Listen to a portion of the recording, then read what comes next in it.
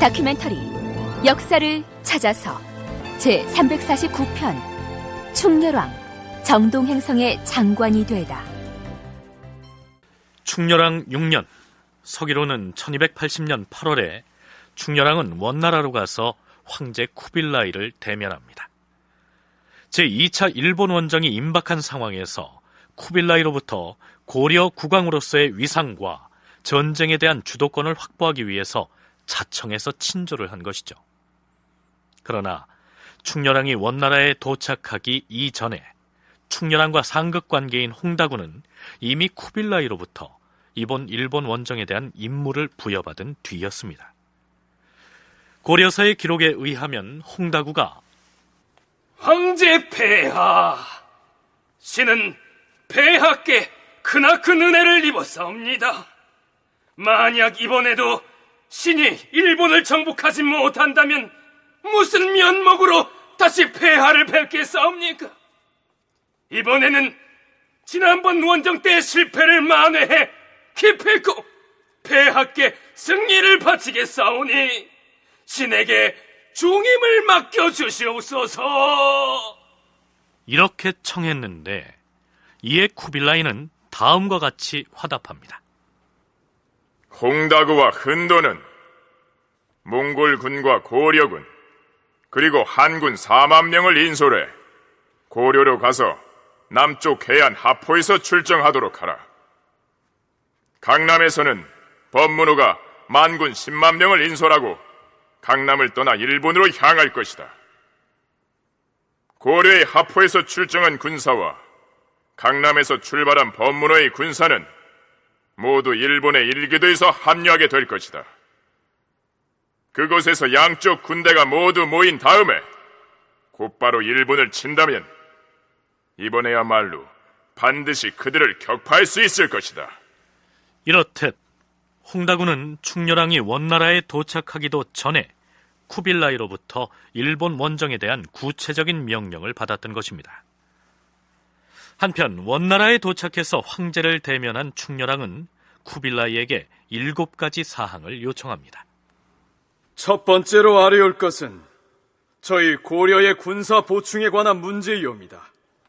지난번 1차 일본 원정 직후에 황제 폐하의 명령으로 우리 고려에서는 4,000명의 병력을 탐나에 주둔시켜 왔습니다. 이 군사를 이번 일본 원정군으로 보충할 수 있게 해주십시오. 충렬왕이 왜 이러한 요구를 했을까요? 당시 원나라가 직할 통치를 하고 있던 제주도에서 고려 군사들을 빼내 일본 원정군에 포함시킨다면 고려 내륙에서 농민들을 추가로 징발하는 것을 면할 수 있을 것이란 계산을 했던 것이죠. 한국학중앙연구원 이강한 교수의 얘기입니다. 아무래도 추가로 내륙에서 병력을 더 징발하기 어려운 상황이니까 일단 그 삼별초 군을 토벌하기 위해서 제주도에 가 있던 고려 병사들을 이쪽 원정에 같이 투입하자. 그래서 내륙의 추가 징병을 이제 막으려고 한 조치인 것 같습니다. 그렇다면 충렬왕이 쿠빌라이에게 요구한 두 번째 요구사항은 무엇이었을까요? 가능하면 고려군과 한군의 징발을 줄이시고 그 대신에 도리 첩모가로 하여금 몽골군을 더 많이 징발하여 진격하도록 칙명을 내리십시오. 충렬왕이 쿠빌라이에게 제시한 이 두 번째 요구사항에 대해서는 명확한 분석을 하기가 쉽지 않습니다. 다만 쿠빌라이 칸의 일본 원정과 충렬왕이라는 책을 저술한 이승하는 자신의 저서에서 이러한 설명을 곁들이고 있습니다. 이는 홍다구를 배제하고 도리 첩모가를 중용해달라는 요구였을 것이다. 도리 첩모가는 1차 원정이 실패한 뒤에 고려의 김해 지역에 주둔해온 원나라군의 사령관이었는데 그 이전의 정확한 경력은 알 수가 없다. 아마도 충렬왕이 홍다구를 배제하면서 대체 인물로 생각한 듯하다. 이승한의 분석이 맞는다면 결국 쿠빌라이가 일본 원정의 주요 지휘관으로 홍다구를 참여시켰으니 이 도리 첩모가를 대타로 내세우려던 충렬왕의 요구가 받아들여지지 않은 셈이죠. 세 번째 요구사항은 두 번째 사항의 연장선상이라 할 만한데요. 이런 내용입니다. 폐하, 이번에 일본 원정을 추진하는 데 있어서 홍다구의 관품과 직무를 더 이상 높여주지 마십시오. 만일 그가 일본 원정에 성공한다면 그때까지 기다렸다가 추후에 상을 내려주도록 하십시오. 또한 도리 첩모가로 하여금 나와 함께 정동성의 사업을 관할하게 해주십시오.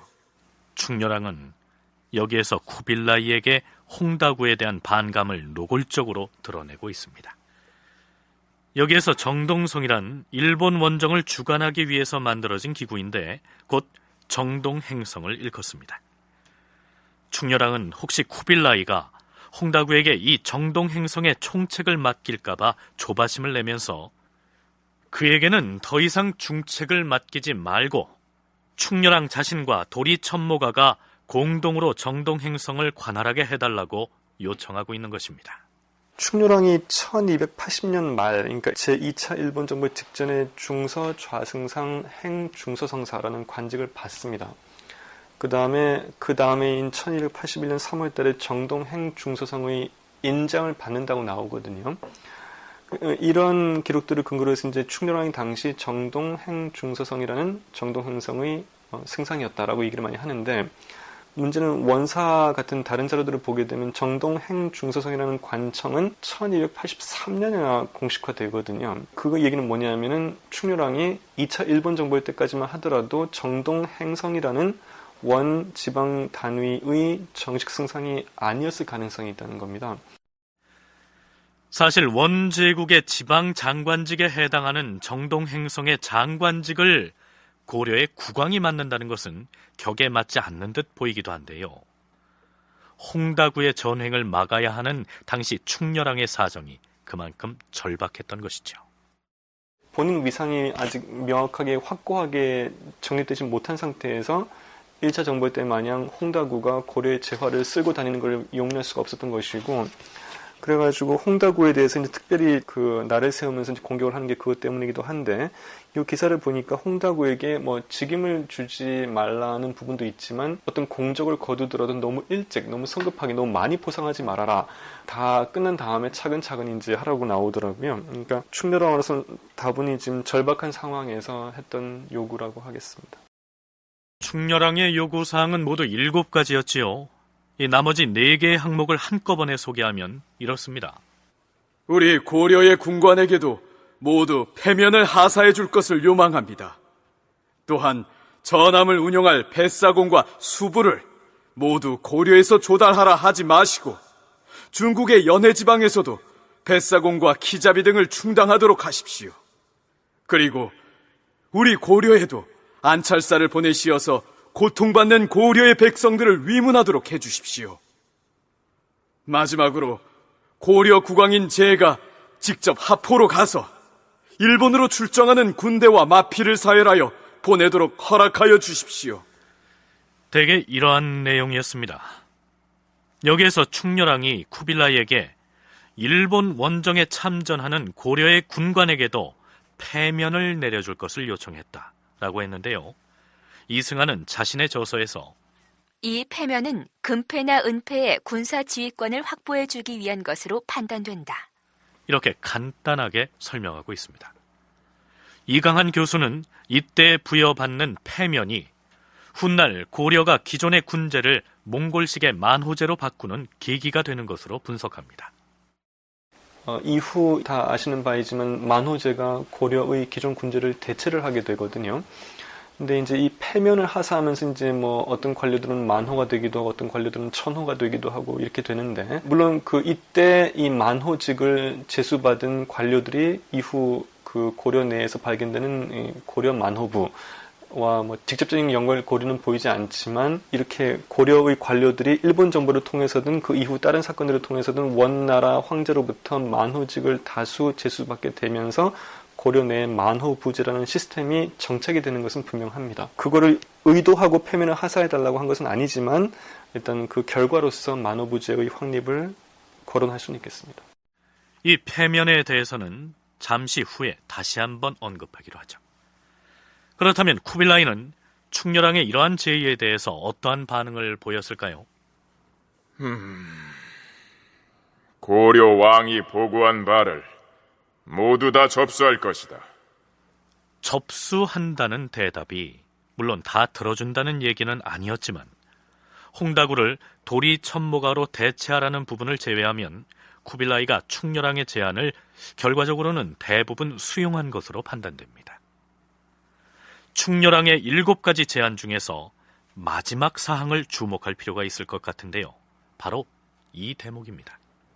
고려 국왕인 제가 직접 하포로 내려가서 일본으로 출정하는 정동 행성의 모든 군대와 마피를 사열하여 보내도록 허락해 주십시오. 일본 원정을 위해서 출항하는 군사들과 마피를 사열하겠다는 것은 원정군에 대한 통수권을 자신이 행사하겠다는 얘기지요. 그 요구까지 관철되었는지에 대해서는 뒤에서 확인해 보기로 하죠. 어쨌든 앞에서 소개한 충렬왕의 7개 요구사항은 정동 행성의 일본 원정 준비를 충렬왕 자신이 주도권을 가지고 진행하겠다는 의지의 표현이었다. 이렇게 요약할 수 있겠습니다.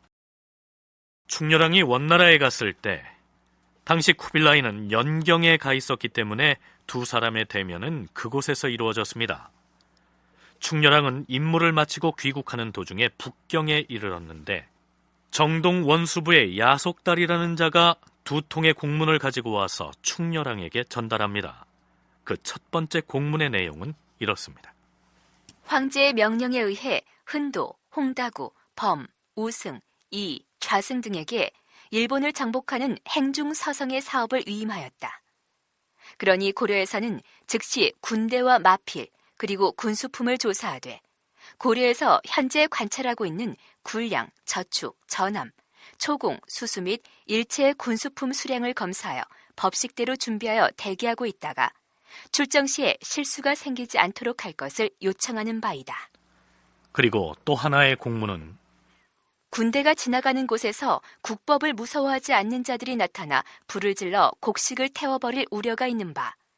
이런 일은 나라와 백성에게 이해관계가 있으니 공문을 내려보내서 철저히 금지하게 할 것을 요망하는 바이다. 만일 그렇게 하지 않는다면 이후 책임을 면치 못할 것이다. 이러한 내용입니다. 이 두 공문 중에서 첫 번째 공문에 나타난 내용을 다시 살펴볼 필요가 있습니다. 충렬왕이 원나라에 입조해 쿠빌라이에게 7가지 사항을 요구한 직후에 내려온 공문이기 때문이죠. 그런데 그 공문에는 황제의 명령에 의해 흔도, 홍다구, 범, 우승 등에게 일본을 정복하는 행중 서성의 사업을 위임하였으니 고려에서는 그리 알고 군대와 마필과 함선과 군량 등을 차질 없이 준비하라.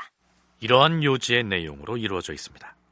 그렇다면 일본 원정군에서 홍다구를 배제시키려는 충렬왕의 제안이 쿠빌라이에 의해서 거부됐다. 이렇게 해석할 수 있지 않을까요? 그러나 이강한 교수는 그렇게 볼 필요가 없다고 얘기합니다. 당시 일본 정부의 준비 자체가 이원화되어 있었고 그렇기 때문에 이 기사를 보게 되면은 황제의 명을 받들어서 흔도, 홍다구, 범우승 등은 이제 즉시 일본 정부의 준비를 원래 하던 거를 이제 계속하도록 하고 고려는 고려대로 이제 그동안 만들어둔 그 군량, 전함, 초공수수 그다음 사람들을 다 잘 갈무려 두었다가 이제 일이 발생하게 되거든 그때 투입을 해라 이렇게 얘기를 하는 거여서 또 고려는 이미 군량 준비가 끝났다고 보고를 한 상황이거든요. 그러니까 이것은 새로 준비를 하거나 고려의 등을 치는 것이었다기보다는 기존의 역할 분담을 한 번 더 공식적으로 이제 발언해 준 것에 불과한 것인 것 같습니다. 충렬왕이 막으려고 했던 것은 1차 일본 원정 때처럼 전쟁 준비 과정에 홍다구 등이 고려의 내지를 휘젓고 다니면서 고려의 재화를 좌지우지하는 그런 상황이었지 홍다구의 일본 원정 참여는 이미 기정사실로 굳어진 것이었다는 얘기입니다. 원나라 방문을 마친 충렬왕은 그해 겨울에 개경으로 돌아옵니다. 준비가 되었으면 궁인들은 음악을 연주하라! 원나라에서 돌아온 충렬왕은 지친 심신을 달래고 싶었던지 궁인들을 동원해 악기를 연주하고 노래를 부르게 했던 모양인데요. 궁궐 밖 사람들에게는 그것이 좋게 들릴 리가 없었겠죠. 대체 지금 저 소리가 어디서 들려오는 무슨 소린가? 그걸 몰라서 묻는 것인가? 궁에서 나는 소리 아닌가? 하오면 주상전하께서 조상 전하가 아니면 일본 정보를 앞둔 이 비상시국에 감히 풍악을 울릴 위인이 누가 있겠나? 저 소리를 들은 백성들이 무엇라 할 것인지. 왕이 궁인들로 하여금 음악을 연주하게 하였는데 젖대와 퉁소를 불며 노래를 부르는 소리가 궁 밖으로 새나왔다. 나라 사람들은 일본 정벌이라는 큰 사업을 앞둔 까닭에 이런 유흥에 대하여 모두 이맛살을 찌푸리며 탄식하였다. 그러나 그러거나 말거나 충렬왕은 평소 하던 대로 하고 싶은 일을 합니다. 오늘은 마제산으로 사냥을 나갈 것이다. 준비됐으면 출발하라. 이리야!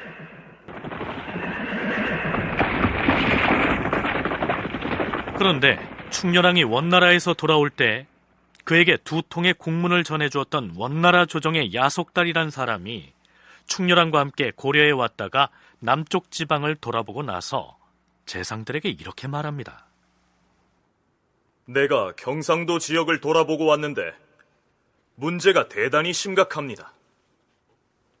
남쪽 지방 백성들은 식량이 귀하여 모두 누런 얼굴빛을 하고 있었어요.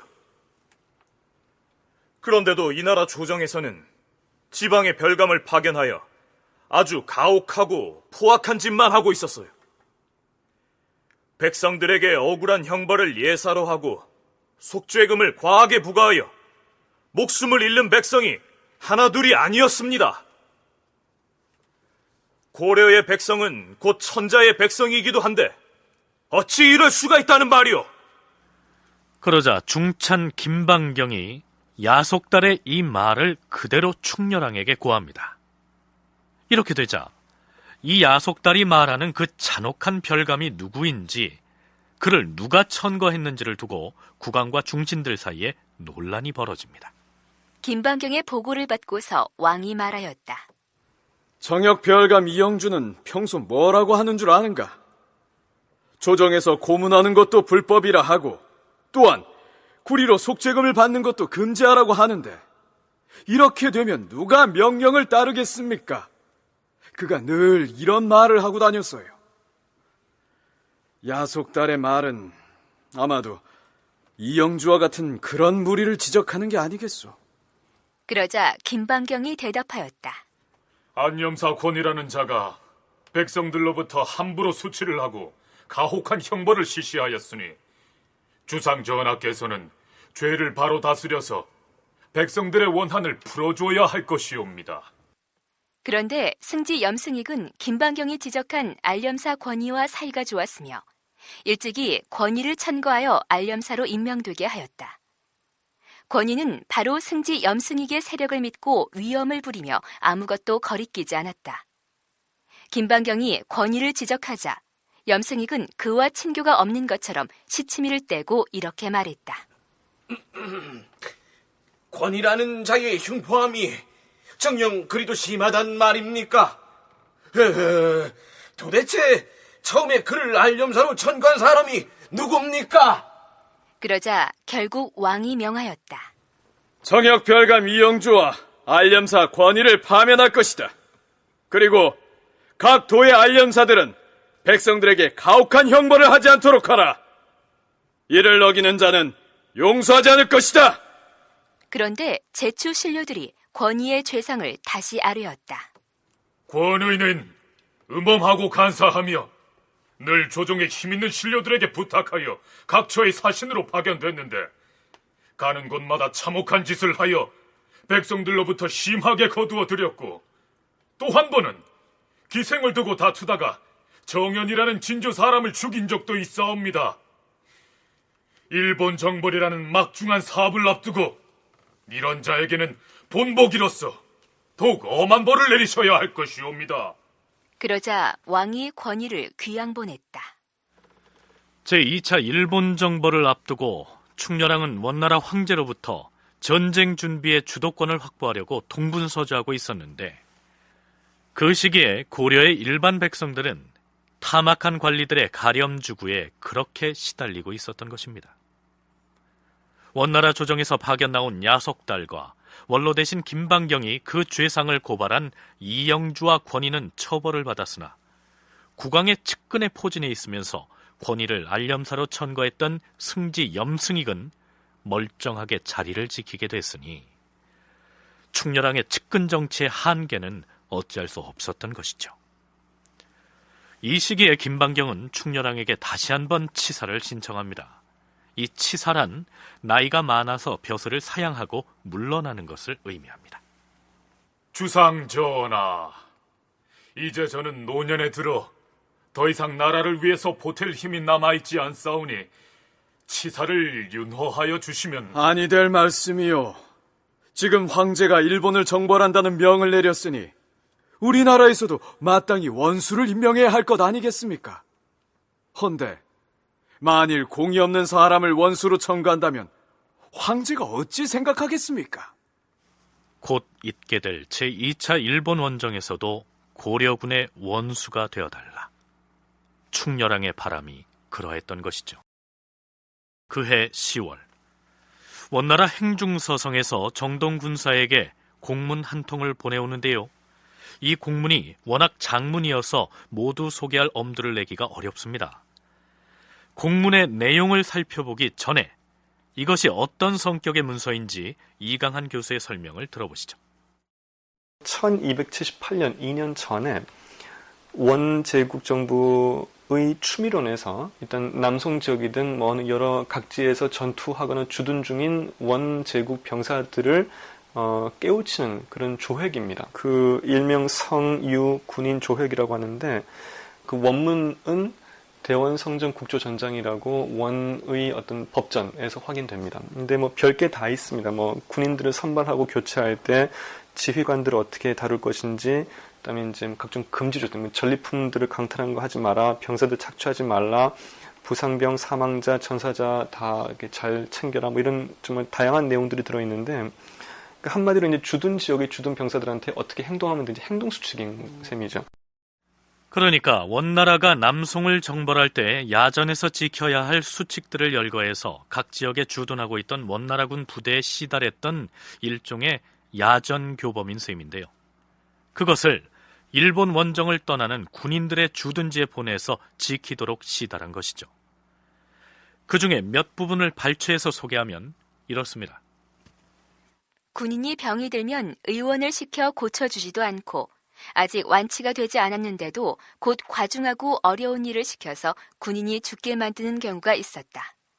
이런 일이 다시 있어서는 아니 될 것이다. 병기와 갑옷, 기타의 물건들이 손상되어도 미리 조사해서 검열해 두지 않고 어쩌다가 죽어나는 자의 검열을 받게 되면 그때야 바삐 서둘러 군인들에게 강요함으로써 빚을 내어서라도 구입하여 보충하게 하는 등 정실과 패단이 많다. 이 때문에 도망가는 군인들이 많이 생겼던 것이다. 그러니 앞으로는 군대 내에서 만약 아픈 군인이 있으면 곧 유능한 의원들로 하여금 진찰하고 투약하며 간병을 하게 할 것이다. 군인들이 전장에서 적군과 전투하다가 사망한 자가 있으면 그 직속 상관에게서 사실대로 보고를 받고 보증서를 다시 받아서 예에 따라 상을 주어야 할 것이다. 만약 병들어 죽은 자들도 또한 반년간 그 가족들을 원호하여 주되 연한이 지나면 해당 군호의 그 다음 차례의 장정으로 군역에 보충케 해야 할 것이다. 군대 내부에 소유가 없음에도 도망치는 군인들이 있으면 직계 군관들은 그때마다 즉시로 상급 관청에 신고하고 철저히 수색하여 도망한 자를 붙잡아 문초하여 사실 여부를 확인한 다음에 군전에다 내어 세우고 이미 내린 황제의 명령에 비추어 죄명을 결정하고 군중 앞에서 처벌을 할 것이다. 차, 소금, 술, 그 밖에 일체 법률로 금지하는 통제품들로 말미암아 죄를 범하지 않도록 할 것이다. 만일 위반하여 죄를 범하는 자가 있으면 법률 조항대로 추궁하여 다스릴 뿐만 아니라 그를 관할하고 있는 상관으로서 단속을 잘못한 자도 또한 단죄해야 할 것이다. 또한 군관들은 군인들에게 함부로 할당하여 몇 푼의 돈이나 몇 마리의 가축이나 기타 일체의 물품들을 거두는 것을 금지해야 할 것이다. 이렇듯 전시의 주둔지에서 지켜야 할 수칙들을 세세히 열거해 각 주둔지에 보내 게시하도록 했던 것입니다. 앞에서 이 공문에 담긴 내용들은 이미 원나라가 남송을 정벌할 때 각 부대의 주둔지에 보냈던 것을 일본 정벌을 앞둔 고려의 군부대 쪽에도 보내온 것이다. 자, 이렇게 소개를 했었는데요. 그러나 남송을 정벌할 때의 내용 그대로를 보낸 것이 아니고 그 중에서 고려의 해당 사항이 없는 부분은 빼고 보냈습니다. 자, 어떤 부분이 빠졌을까요? 고려사에 남아있는 버전은 이 원 성유 군인 조획의 22개 조항에서 몇 개가 빠져 있습니다. 빠지는 게 뭐냐? 이제 중국 강남 지역에만 해당되는 얘기들이 빠져 있거든요. 그러니까 고려에는 당연히 강남 지역 주둔병들에게 해당되는 얘기는 필요 없으니까. 그래서 이제 내용상 특이할 점이 있다면은 일단 빠지는 조항 중에 하나가 둔전 관련 조항이라는 점인데, 그래서 사실 둔전이 일단 1278년 홍다구의 철수로 해체됐을 거라고 생각은 하지만 명확한 증거가 없는데, 이거를 통해 볼 때 만약 원 둔전이 고려 내에 계속 운영 중이었다면 당연히 요 1278년의 요 성유 군인 조획이 고려에도 2년 뒤에 전달되어 올 때 둔전 조항들이 포함이 돼 있었어야 되겠죠. 1278년에 충렬왕이 원나라 조정에 입조해서 쿠빌라이로부터 고려에서 원나라 둔전군을 철수하겠다는 약속을 받아냈고, 이어서 원나라 둔전군이 고려에서 철수한 것으로 기록되어 있긴 하지만 실제로 둔전군이 모두 철수했는지는 확인된 바가 없습니다. 그런데 일본 원정을 앞두고 원나라 조정에서 고려에 보낸 공문에 예전 남송 정벌 시에는 포함되어 있었던 둔전 관련 내용이 쏙 빠진 것으로 봐서 고려에 있던 원나라의 둔전군이 확실하게 철수했다는 근거 사료가 된다. 이러한 얘기죠. 고려에서는 원나라 조정의 지시대로 일본 원정을 위한 재반 준비를 진행하고 있었으나 황제 쿠빌라이로부터 얻어내지 못한 것이 있었습니다. 일본 원정에 대비해 우리 고려가 담당해야 하는 출정 준비가 어찌 되고 있는지 그 진척사항을 조만간 황제에게 보고를 해야 할 것인데 어찌 되었소? 예, 전하. 이미 병선 900척하고 그 선박들을 운행할 사공 1만 5천 명을 확보하였사옵니다. 군량은 어찌 되었습니까? 중국식의 석으로 계산하여 11만 석의 군량을 준비했고, 그 밖에 기자재들을 비롯한 군수품들도 우리가 할 수 있는 한 최선을 다하여 마련했사옵니다. 하온데 원나라 당국에서 아직 우리 주상전하께서 요구하신 직임을 내려주지 않은 것은 심히 유감이옵니다. 그렇사옵니다.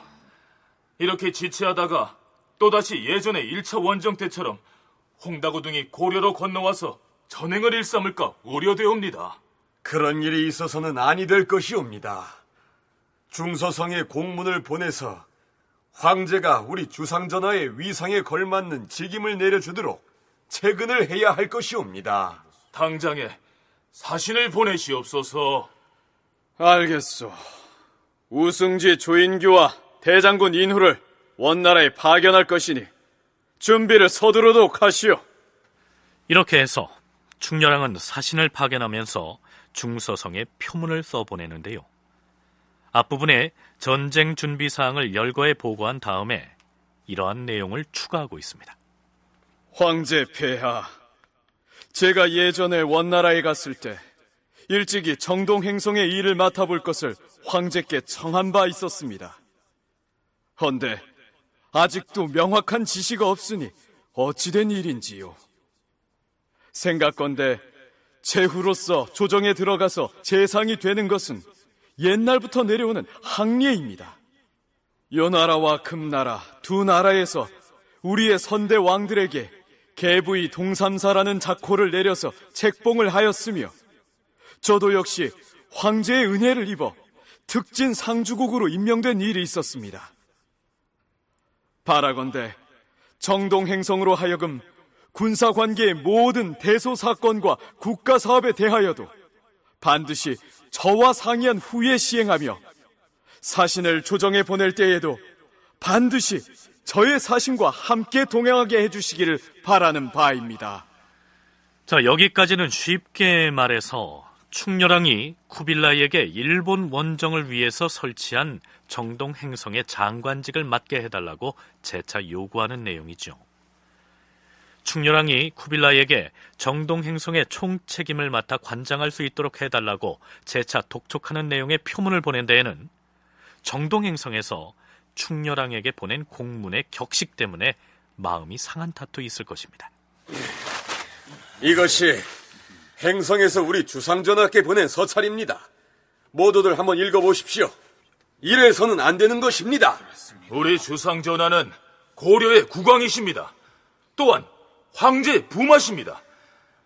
한데 이 서찰을 보면 도무지 예와 격식을 갖추지 못하고 있습니다.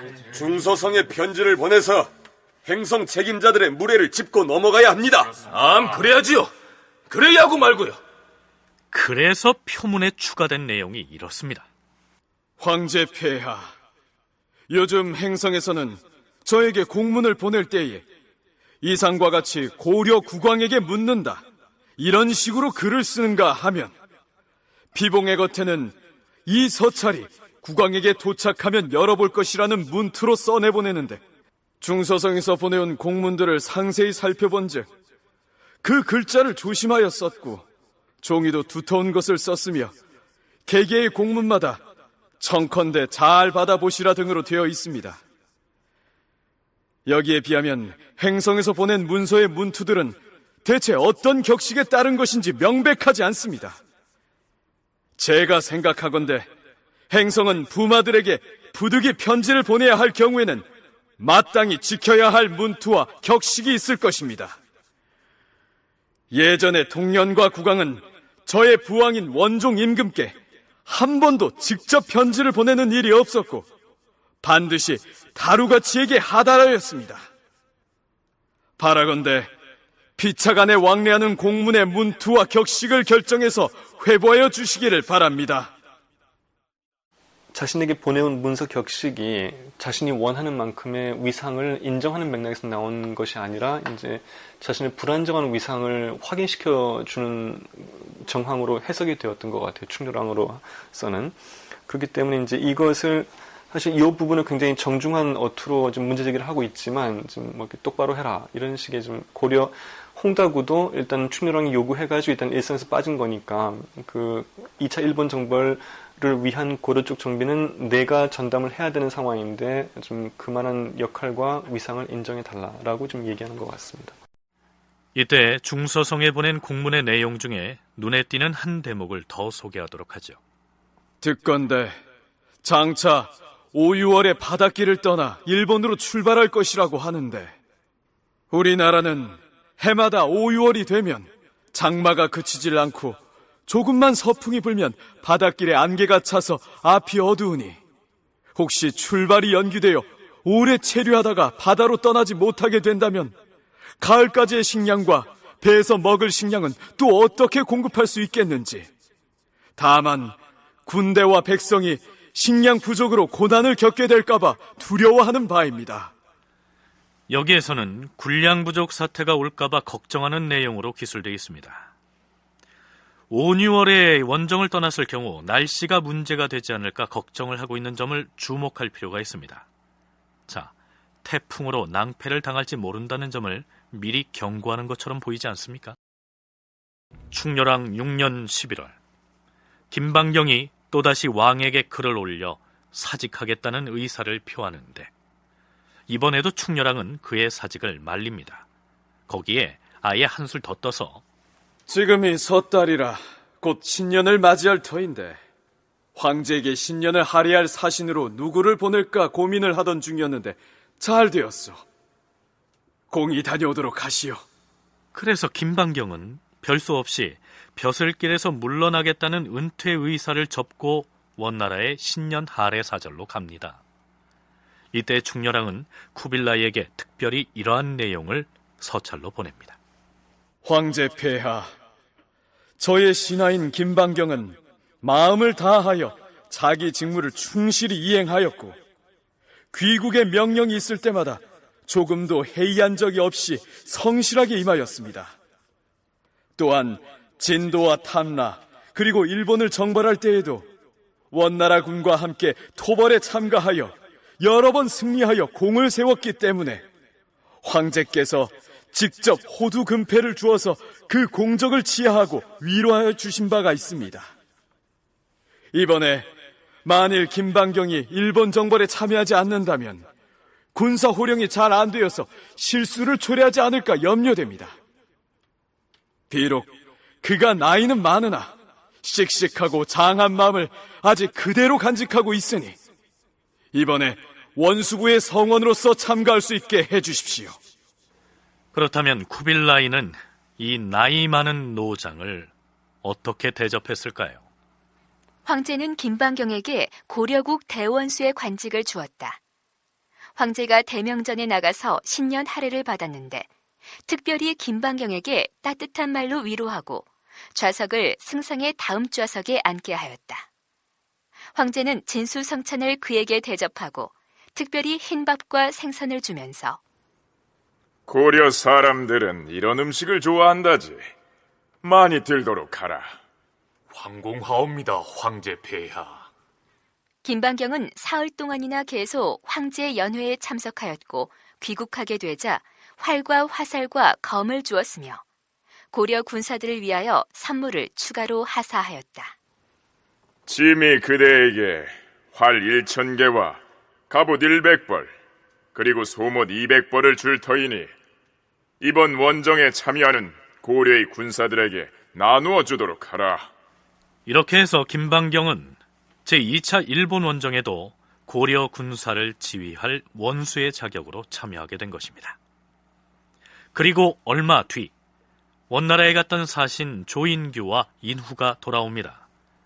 충렬왕이 궁궐의 서문 밖까지 나가서 이들을 맞이합니다.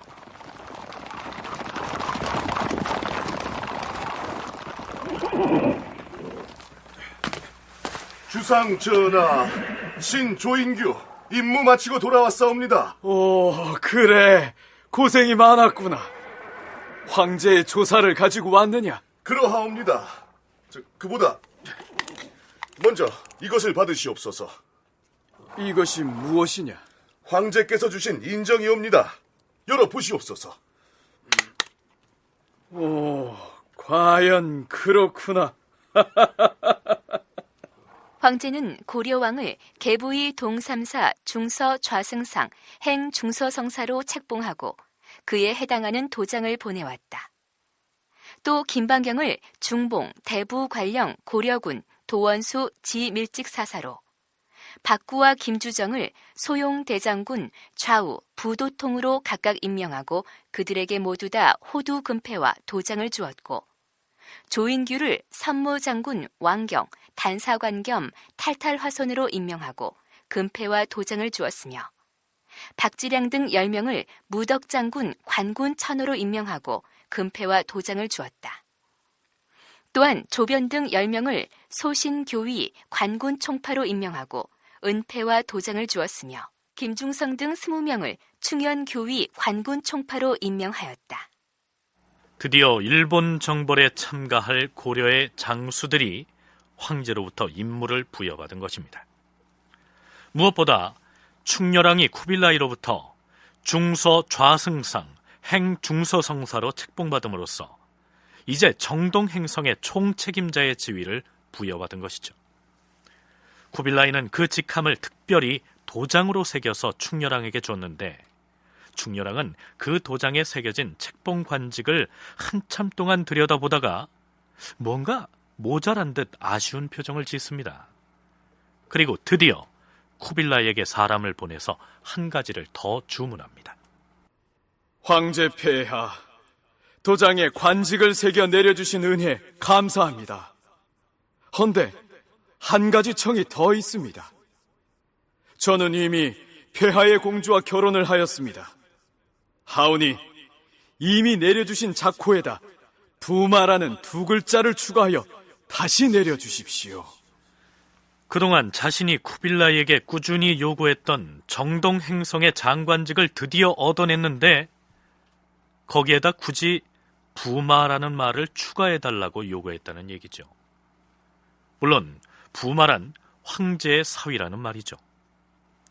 고려라는 독립왕조의 국왕에게 오히려 황제의 사위라는 의미의 부마라는 표현을 보탠다는 것은 지금 우리가 생각하기에는 자존심 상하는 일일 것 같은데요. 이 충렬왕은 어찌해서 그러한 요구를 했던 것일까요? 오늘날의 시각과는 좀 다른 시각에서 당신들이 당시 상황을 보고 있었던 것을 보여주는 것 같은데요. 그러니까 예컨대 충렬왕 본인의 어떤 발언권이 강화되기 위해서는 원 황실 내에서의 자신의 위상이 어떻게든 확인이 돼야 되는데, 부마라는 것 자체가 일단 우리로서는 좀 감정상 안 좋을 수도 있겠지만 당시 원 황실 내에서 고려 국왕들의 권위를 굉장히 아주 높여주는 기제였거든요. 일단 부마가 되게 되면 이제 황금시족의 일원이 되는 거니까 그 황제와의 관계 또는 황실 여러 멤버들과의 관계가 이전과는 현저하게 달라질 수밖에 없습니다. 그래서 부마 국왕이라는 것이 딱 공식적으로 이제 선포가 되게 되면은 그 충렬왕으로서는 자신의 위상이 확고해지는 것은 물론이고 향후 원 정부와 물론 협상을 할 때 훨씬 더 유리해질 것이었기 때문에 쿠빌라이로서는 기왕에 내려주었던 작호에다 자신의 사위임을 나타내는 부마라는 두 글자를 더 얹어달라는 충렬왕의 요구가 싫지는 않았겠죠. 원나라에서 왕에게 부마국왕 3명 정동행 중서성이라는 인장을 보내주었다. 그 작호를 받기 이전에도 충렬왕이 쿠빌라이의 부마였던 사실이야 의심할 바 없는 사실이었겠죠. 하지만 공식적으로 부마임을 인정받았다는 점이 다르다면 다르다고 하겠죠. 그렇다면 이 부마라는 두 글자를 공인받음으로써 뭐가 달라진 게 있었을까요? 전하, 원나라 황제께서 홍다구와 흔도를 보내왔사옵니다. 뭐라? 홍다구와 흔도를? 그들은 지금 어디 있느냐? 전하를 아련하려고 대기하고 있사옵니다. 알겠느니라. 나갈 것이다. 그런데 고려사와 고려사 저료에는 원나라에서 흔도와 홍다구가 왔다는 기사 바로 뒤에다 이러한 내용의 기사를 슬쩍 붙여놨습니다. 이때 동북면에서 이행리가 조정의 부름을 받고 와서 왕을 배웠는데 그는 두세 번 올 때마다 더욱 공손하고 경건하므로 왕이 이렇게 말하였다. 그대는 본래 양반의 집안에서 태어나 자랐으니 어찌 스스로의 근본을 잊었겠는가? 지금 그대의 행동을 보니 마음가짐을 충분히 알고도 남겠느니라. 변경 지역인 동북면 지방에 있던 신하가 임금의 부름을 받고 조정으로 왔다면 공손하게 구는 것이야 지극히 당연한 일일 텐데 양반 가문의 출신이어서 그렇다느니 마음가짐이 특별히 경건하다느니 이러한 식으로 사서에다 찬사를 잔뜩 늘어놓은 이유가 무엇일까요? 동북면에서 왔다는 그 이행리라는 사람이 누구냐 하면 훗날 조선을 건국한 이성계의 증조부입니다. 고려사를 펴낸 조선시대 학자들에게는 자신들이 충성을 바치고 있는 이씨 왕조의 조상이기 때문에 그러한 식의 표현을 삽입해 놓은 것이죠. 그건 그렇고 폐하, 북쪽에 앉아서 남양을 하시옵소서. 알겠느니라. 왕이 흔도, 홍다구 등과 더불어 일본 원정 사업에 대한 토의를 하였는데 왕은 남쪽을 향하여 자리를 잡고 흔도와 홍다구는 동쪽을 향하여 자리를 잡았다. 원나라 사신이 왕래한 이래로 왕과 사신이 동서로 나눠 앉아서 서로 대면해 왔는데 이번에는 흔도와 홍다구 등이 감히 대등한 예식으로 대하지 못하니 나라 사람들이 크게 기뻐하였다. 쿠빌라이가 부마라는 명칭을 공적인 작호에 새겨 넣어 주었기 때문에 흔도와 홍다구 등이 감히 황실의 일원인 부마 왕과 대등하게 마주서서 바라볼 엄두를 못 냈다. 이러한 얘기입니다. 한국학중앙연구원의 이강한 교수와 인천대 이형우 교수의 얘기를 이어서 들어보시겠습니다.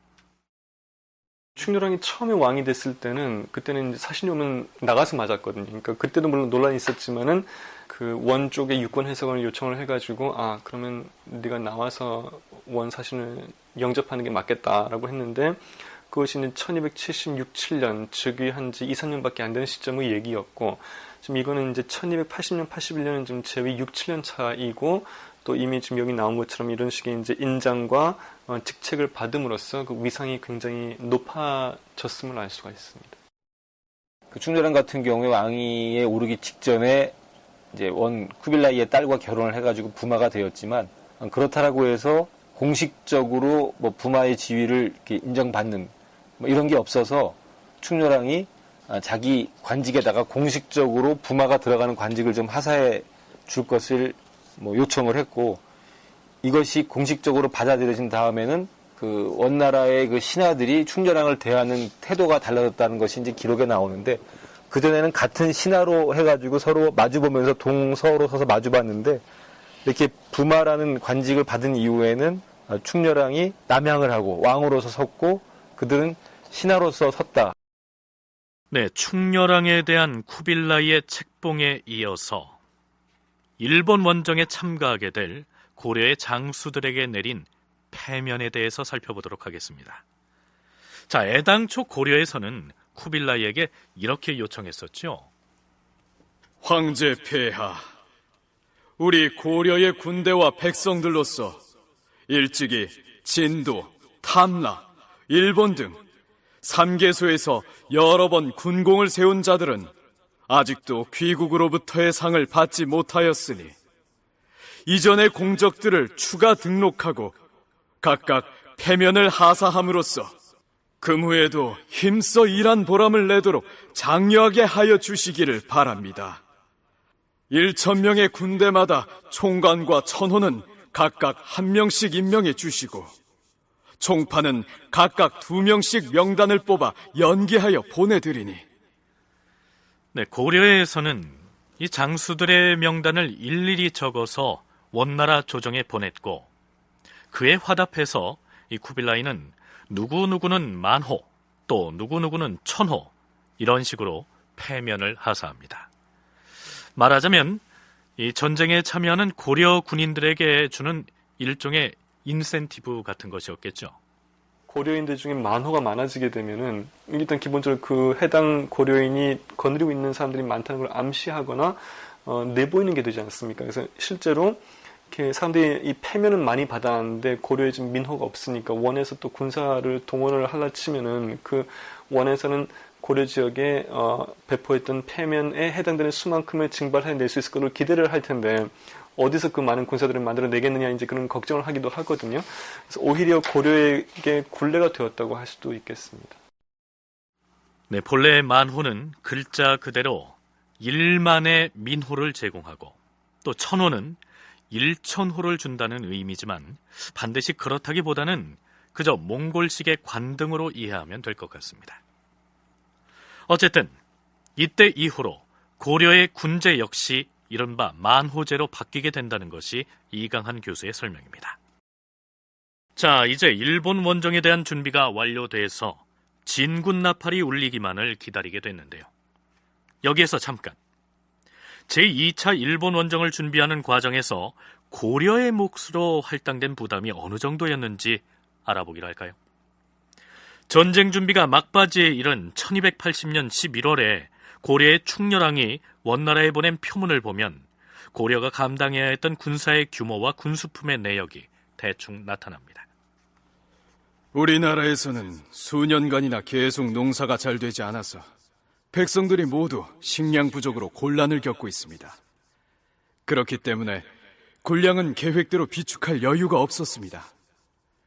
현재 비축하여 둔 군량 77,727석 이외에는 내외 공사 간에 전혀 저축해 놓은 양식이 없기 때문에 각급 관료들의 월봉과 국가기관에서 필요한 세납들을 모두 다 거두고 다시 전국 각지의 민호로부터 추가로 징수하여 대략 40,000석을 준비하였습니다.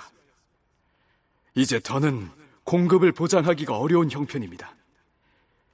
우리 고려의 정규군 1만 명의 한 달 양식이 대개 3,000석으로 계산되는 바, 여기에 또 뱃사공의 수가 1만 5천 명에 이르는데 그 군량까지 어찌 감당할 수 있으며 군마의 사료는 장차 무엇으로써 보장하겠습니까?